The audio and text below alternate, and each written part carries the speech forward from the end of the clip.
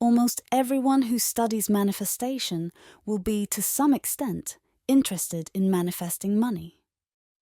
Though we've all been told money can't buy happiness, we also all know that 95% of problems will disappear if you throw enough money at them. This is not a new phenomenon.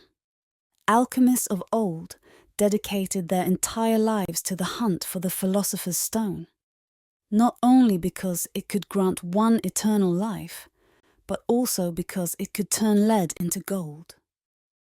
Even hundreds of years ago, people cared about their finances just as much as they cared about not having to die. So, again, it's no surprise that we're all money obsessed. And there's no reason to feel guilty about that fact. It is worth considering, though, why almost everyone feels trapped in some state of financial instability. It's worth considering, too, why the ultra-rich often face the exact same financial anxieties as the ultra-poor. And lastly, it's worth considering why, regardless of how much money you make now, you likely feel as if you don't have enough money to be truly stable and secure. Luckily for us, all of these questions are answerable, and the problems associated with them can be solved as soon as we address a singular mistake that almost everyone makes in their money manifestation attempts. So, let's get into it and put you on the path toward manifesting millions. The mistake.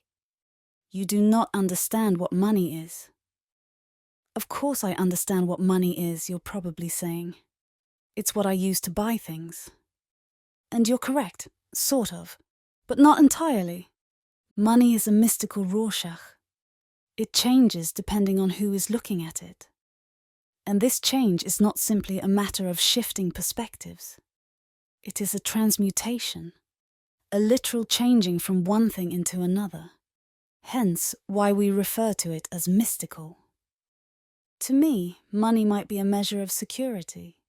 Perhaps I grew up poor. When my family didn't have enough money, we couldn't eat, or we lost our apartment. Now, even if I have enough money to eat and keep a roof over my head, money still means survival and security to me. More money means more security, and less money means less security. To you, though, money might be an indicator of status. Maybe your older brother lives in a big mansion, and your parents are impressed by all his material wealth. You feel lesser than because you live in a normal home and don't have any expensive toys. To you, more money means more status. If you could find a way to make $1 billion, your parents would consider you more impressive than your brother, and you wouldn't have to feel lesser than anymore. To someone else, money might be something completely different. The point is this: money is not one set-in-stone thing. What money is to you is not what money is to me. As a result of this, we can't actually say anyone ever has money problems.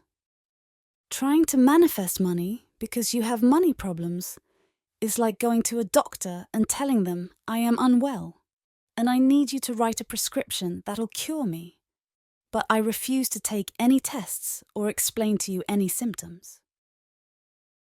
This is an impossible ask. In practical terms, there is no such thing as being unwell. Unwell is a catch-all term.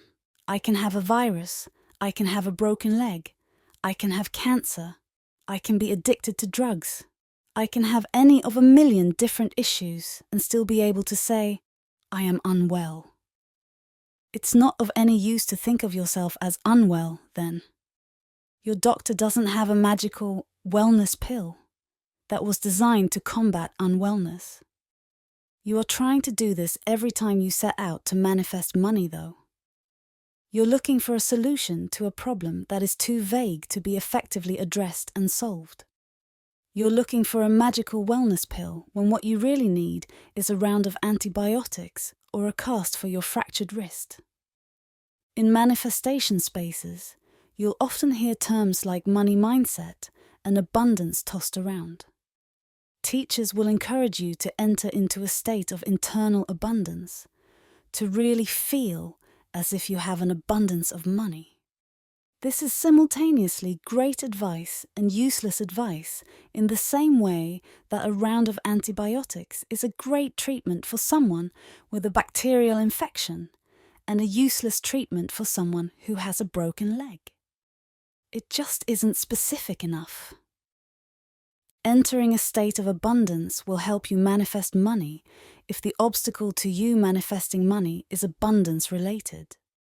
If you have spent a good portion of your life feeling that you don't have a steadily flowing excess of material wealth, then yes, accessing the feeling of abundance will help you. But what if that isn't your issue at all? What if you are the person who grew up dirt poor and associates money with survival and security? An abundance mindset isn't going to help you if you're this person because you don't have an abundance issue. You have a safety and security issue that's being reflected by the mystical Rorschach of money.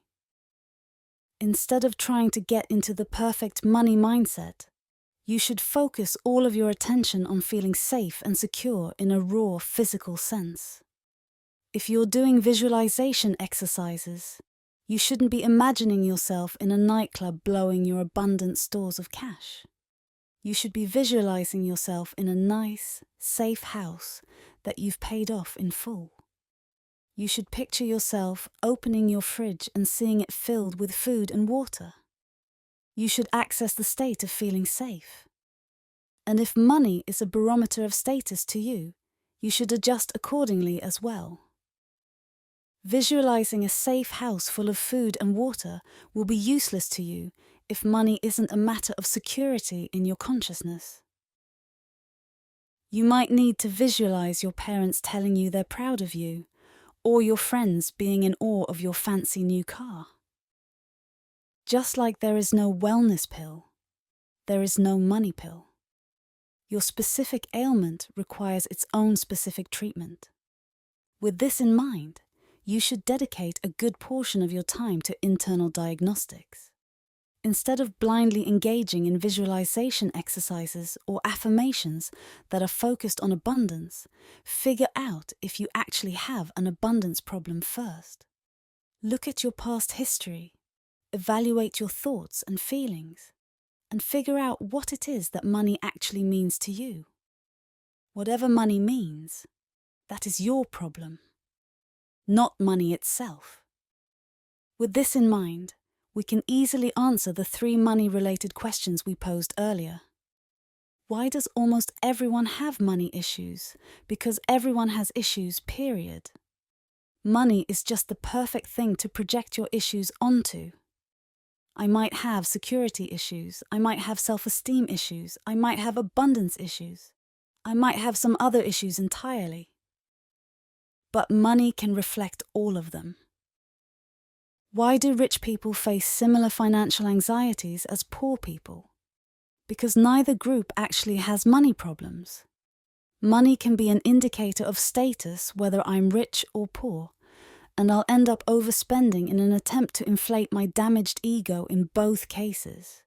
If I'm rich, I'll blow my money on a $10 million house because my business partner only has an $8 million house, and then I'll live in fear of not being able to make my exorbitant mortgage payments. If I'm poor, I'll blow my money on designer clothes to wear on a night out so I can impress all my friends. And then I'll live in fear that those same friends will see my terrible studio apartment and think of me as a loser. Different incomes, same issue. Rinse and repeat this exercise with security, abundance, or whatever. And lastly, why do your money issues seem to persist no matter how much money you actually make? Because, once again, you don't have money problems. You have problems. And money is just a reflection of that. More of it won't solve anything for you. As always, good luck.